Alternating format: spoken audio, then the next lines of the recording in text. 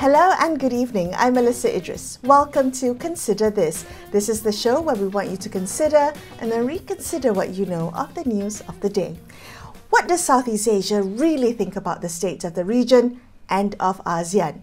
Well, that's the question at the heart of the State of Southeast Asia 2025 survey. It's a unique gauge of the sentiment from the region's policymakers, academics, civil society and private sector leaders. And with the US and China doubling down on their influence, where does that leave ASEAN? And what role will Malaysia play as ASEAN Chair this year? Today on the show, I have the co-author of the State of Southeast Asia survey, Joanne Lin. She's the Senior Fellow and Coordinator of the ASEAN Studies Centre at the ISEAS-Yusof Ishak Institute in Singapore, where her research includes ASEAN institutions, external relations and political security developments within the region. Joanne, welcome to the show. Thank you so much for joining me. Thank you, Melisa. I would like to begin our conversation by looking at this survey. It's the 7th edition of the survey. I'm wondering, Joanne, what you have observed as the biggest shifts in regional sentiment compared to previous years when you look at this edition. Yeah, that's right. So one of the most significant shifts in this year's survey is really the growing divergence in how Southeast Asians view the United States, particularly under a second Trump administration. So just to clarify that this survey was conducted over 6 weeks between the 3rd of January and 15th of February, and that straddles the Trump's inauguration on the 20th of January. So what is striking is that despite Trump's tough leadership, there is an unexpected increase in positive perceptions amongst Southeast Asians towards the US under his second term. So according to the survey, 40.7% of the respondents expect US engagement with Southeast Asia to increase. And that is actually a significant rise from only 25% last year under President Biden. And moreover, when asked to choose between the US and China, a majority actually chose the US over China, which is a reversal of last year's tilt towards China. So this shift appears to reflect actually a few factors. And I think first is Trump's more assertive leadership style that resonates with the more authoritarian, maybe leaning governments in the region who may really appreciate less preaching about democracy and human rights. And of course, a second significant number of respondents actually believe that I think Trump could resolve global conflicts, including the wars in Ukraine and Gaza, based on what he promised during his campaign. And I think that there could also be an expectation that Trump would deprioritize Europe and refocus US strategic attention on the Indo-Pacific, which Southeast Asians might welcome. However, that said, this optimism is not really uniform across the region. There are countries like Singapore, Malaysia, Indonesia that actually show a decline in trust towards Washington, of course, driven by concerns over Trump's unpredictability, unilateralism, and of course, the lack of commitment to multilateralism. And I think, in fact, Singapore actually emerged as the most pessimistic country in the region about US engagement under Trump 2.0. And I actually have an article about this in Fulcrum, our institute's website. However, just a caveat, that actually over time, I think the region's confidence in the US may decline as the survey was really conducted in the early days of the administration. And I think beyond the perceptions of the US, I think another important development is really the rising trust in middle powers such as India and Japan. And that really signals ASEAN's desire to diversify partnerships and avoid over-reliance on the two major powers. This is so interesting because it's come at the time where you have this, the perennial tug of war between the US and China is now the most compelling narrative in the headlines today.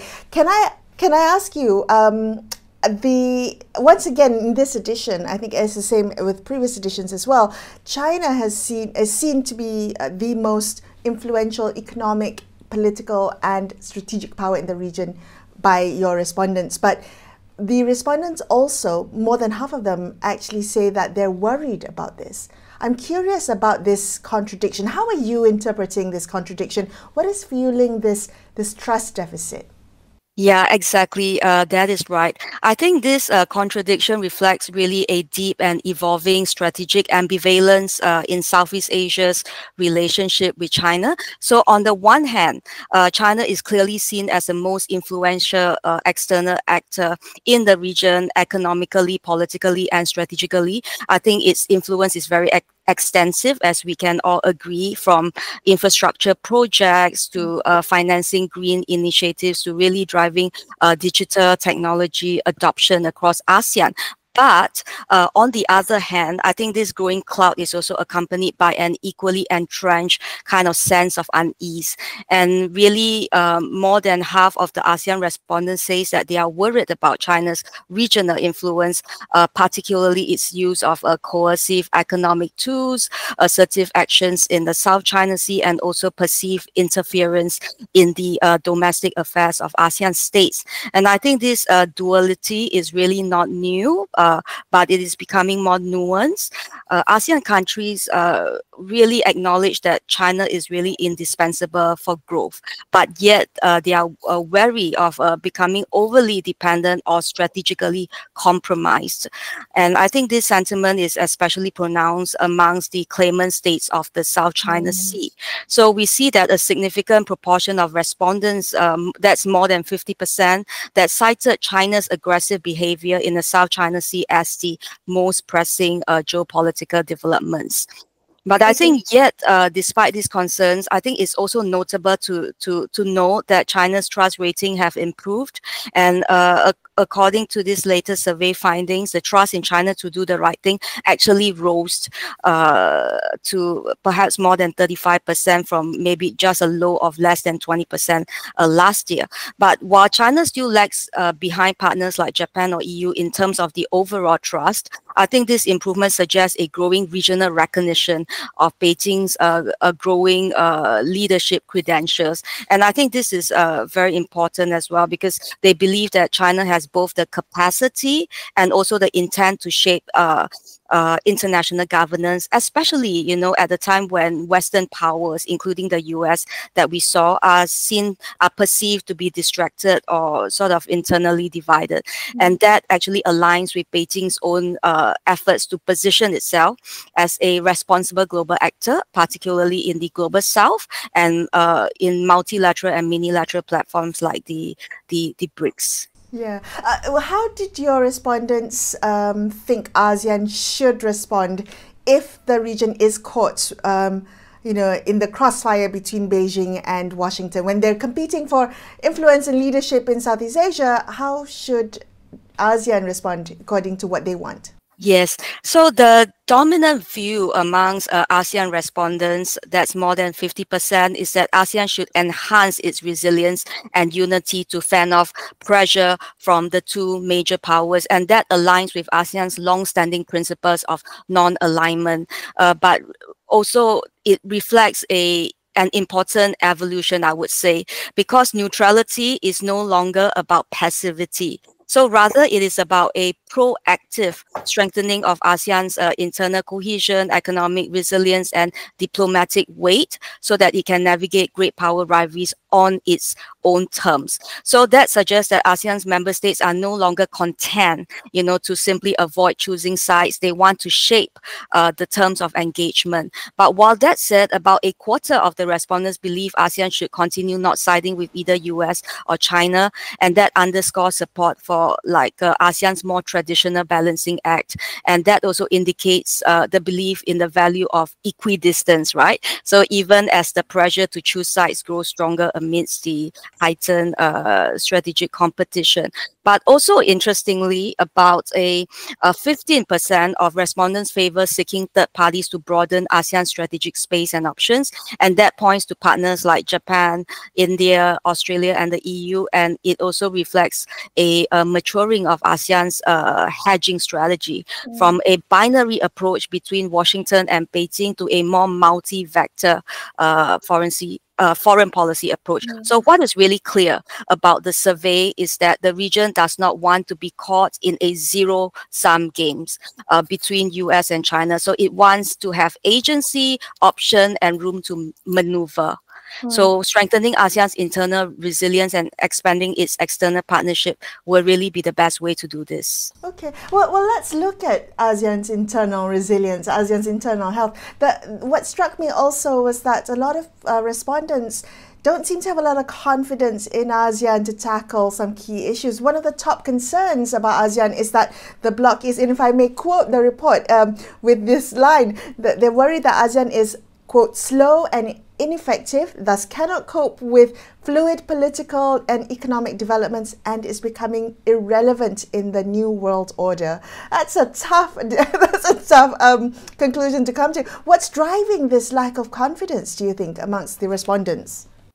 Well, the erosion of confidence in ASEAN's effectiveness, I believe, stems largely from its inability to respond decisively and also effectively to protracted regional crisis that we all see in the news every day. And most notably is really the Myanmar crisis and the South China Sea disputes. And I think the continued failure to really implement the ASEAN 5-point consensus on Myanmar has really cast doubt on ASEAN's credibility as a mediator, while also the prolonged delay in finalizing a code of conduct on the South China Sea with China has also reinforced perceptions of institutional paralysis. And I think these shortcomings have really laid bare the limitations of ASEAN's consensus-based decision-making model, which often favors the lowest common denominator over some timely and bold actions that we hoped that, ASEAN would have. So the latest survey findings really reflect a deeper sense of frustration, particularly amongst the younger demographics, and I would say amongst the strategic analysts as well, who expect ASEAN to step up, amidst an increasingly complex and very high-stake geopolitical environment. So there is a growing sentiment that ASEAN is really lagging behind in terms of the speed and scale of today's challenges, from the great power competition to climate change and also the digital transformation.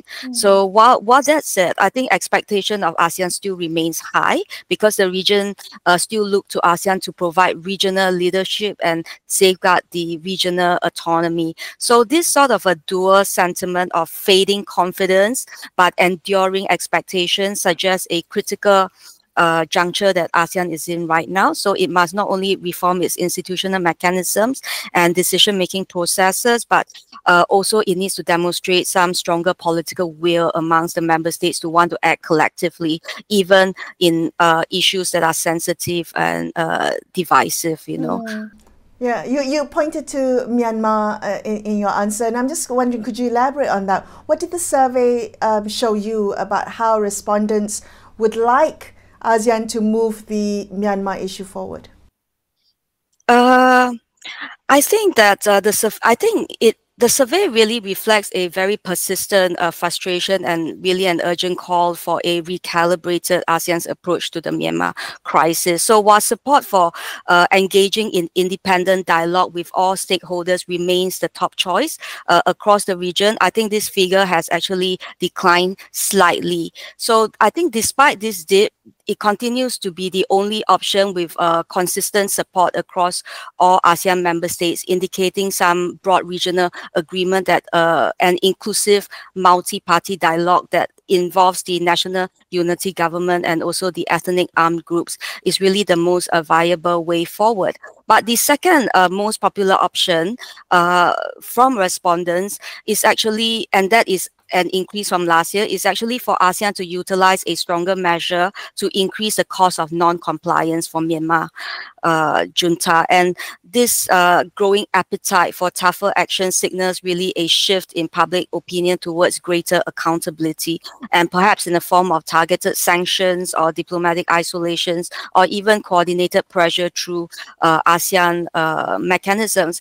And it's also interesting to note that only 10% of the respondents support a very strict adherence to the non-interference principles of ASEAN. And I mean, this is a very long-standing principle, and this indicates that the bloc's kind of a more traditional position is losing resonance in the face of very protracted instability and violence in in Myanmar. You know, I think in short, it shows that Southeast Asians are really pushing ASEAN to move beyond symbolic gestures, and the region wants ASEAN to adopt a more inclusive, pragmatic, and perhaps assertive approach to the Myanmar crisis while working within the ASEAN political parameters. Does that then allude to you, Joanne, that the principle of ASEAN centrality is somewhat fraying? Yeah, there are growing signs that ASEAN centrality, and by that I mean the region's role as a convener and agenda setter, is really under strain. So while ASEAN continues to enjoy like broad support, I think there are still quite a significant proportion of respondents that actually express concerns probably over ASEAN's slow and cautious approach, as we just talked about earlier, right? And that is, of course, over pressing regional challenges. And also we saw in recent days and years that the rise of minilateral groupings like Quad, AUKUS, BRICS, they really reflect a shifting diplomatic landscape, because these groupings are seen as really more nimble, more focused and action-oriented, which really contrasts quite sharply with ASEAN's consensus-driven model. So, and I think their growing prominence suggests that ASEAN is really no longer the sole or uncontested hub of regional diplomacy. But that said, I think ASEAN centrality is not irrelevant, but it's conditional. It's really conditional on its ability to remain central. And that depends on whether it can adapt and deliver meaningful outcomes, you know. Okay. Well, having said that, Malaysia has the opportunity as chair this year, the responsibility and the opportunity. What do you think ought to be the priorities of the chair this year? What should we be focusing on?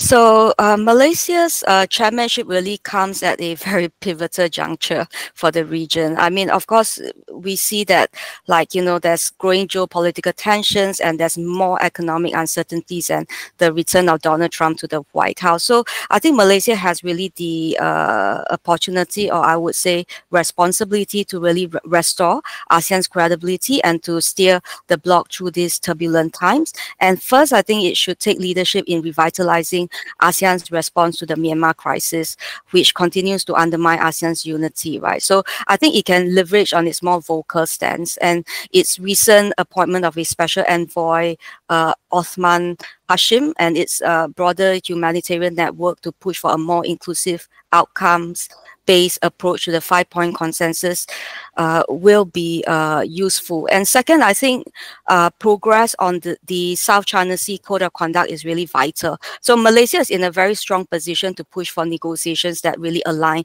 with international law, particularly the 1982 UNCLOS, and they should do so to avoid ambiguity or delays in the document, because Malaysia is actually both a claimant state of the South China Sea and also the country coordinator for ASEAN-China relations. So Malaysia is in a very good position to actually bridge gaps between ASEAN members while balancing some sort of sensitivities with China. And I think the expectations of a code of conduct this year may be quite unrealistic, but I think Malaysia can deliver progress through some interim measures, such as maybe the de-escalation protocols, clarity on prohibited activities, or even some guidelines to prevent maritime incidents. And third is to take the lead on ASEAN's economic resilience, especially given Trump's recent announcement of the sweeping tariffs, right? And I think Malaysia has actually done well, because, you know, yesterday the ASEAN economic ministers actually issued a statement on that, you know, that call for a strong unified stance against it and to uphold a multilateral trading system. Right. So, I mean, you're absolutely right. So much has happened since the survey was first done. It was done in January, February. Yes, 5 weeks. Okay. So since then, I mean, so much has already happened. I'm curious to know what you think, or you might be watching out for, that might influence next year's survey. Oh yeah, I mean there are so many developments this year that could definitely shape the regional sentiments in the next year's survey. So, of course, at the forefront of our mind right now is really the fallout from Trump's tariffs. And I think these tariffs could erode definitely the goodwill towards the US, particularly in very trade-dependent countries, including Malaysia, Singapore, Vietnam. And I think if these sort of measures disrupt regional supply chains, or investor confidence, I think we are definitely going to see a sharp decline in perception of US economic leadership in next year's survey. And of course, the next area that I'm going to look out for is really the trajectory of US-China relations, which continues to cast a long shadow over the region. And I think this includes the rising tensions over Taiwan, the situation in the South China Sea, or even whether there could be a grand bargain, right, between Washington and Beijing. And of course, the third aspect which I'll look out for is really Malaysia's performance as the ASEAN Chair, and whether it can really drive progress on thorny issues like Myanmar and the South China Sea, and whether it can steer a coordinated ASEAN response to help really restore confidence in ASEAN's relevance and unity. Oh, wow. So next year's report could be essentially the report card for Malaysia as ASEAN Chair. Exactly. Joanne, while we still have some time, I do want to ask you, one of the things that struck me was that in this report, climate change and extreme weather events was billed as one of the top challenges that the respondents think the region will be facing. Was that something that you saw in terms of a trend that the concern was increasing, or did it come out of the blue? And what are you thinking about for next year in terms of tracking how concerned respondents are about this challenge? Yes, yeah, actually you are right, because for the first time in the survey's history, climate change and extreme weather events actually emerge as the region's top concern. And I guess that, that sort of marks a turning point in how Southeast Asian perceive security threats, right? I mean, it's not just about hard security, but also with non-traditional issues now being seen as more pressing, than economic or even geopolitical tensions. So it's really like a reminder that, ASEAN must evolve to really meet both strategic and also environmental challenge simultaneously. Yeah. And you and your team spend months tracking this data and have done so for years. What do you hope the findings are used for? Who do you hope is paying attention to what the respondents are calling out for? Well, of course, this is I would say, an elite-based survey. So basically, those that attempted the survey are those that are in a position to inform. So that means that they are reading about ASEAN, they have knowledge about ASEAN. And of course, the primary audience would be those that are in the policy circle, in the government, in the academics. But of course, I think these are issues that will touch and affect everybody's life. So it's issues that will affect the livelihood of all the citizens in ASEAN. So if it can reach out to even the ordinary lay people in various industries besides being in the private sector, I think that is good to have a knowledge, of an important organization like ASEAN, what it's doing in the region, and what sort of challenges that we are facing.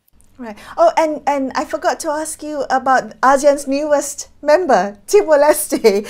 Are they being accepted with open arms into the bloc? Yes, I mean, definitely. I think Timor-Leste's entry is broadly welcome, of course, and widely seen as a reaffirmation of ASEAN's commitment to inclusivity, right? I mean, we are an inclusive bloc, but I mean, while questions remain about Dili's sort of institutional preparedness and its sort of administrative capacity, I think its accession is viewed as both will be a symbolic and strategic milestone for ASEAN. And it really signals that ASEAN remains open to expanding its community. I mean, even amidst internal and external challenges, Right, yeah. Joanne, it's been such a pleasure talking to you. Thank you for sharing some of the insights from you and your team, the hard work that you've put into putting this report together this year. Thank you for your time. It's my pleasure. Thank you. That was Joanne Lin from the ISEAS-Yusof Ishak Institute in Singapore, talking about this year's edition of the State of the Southeast Asia Survey. And that wraps up this episode of Consider This. I'm Melisa Idris, signing off for the evening. Thank you so much for watching, and good night.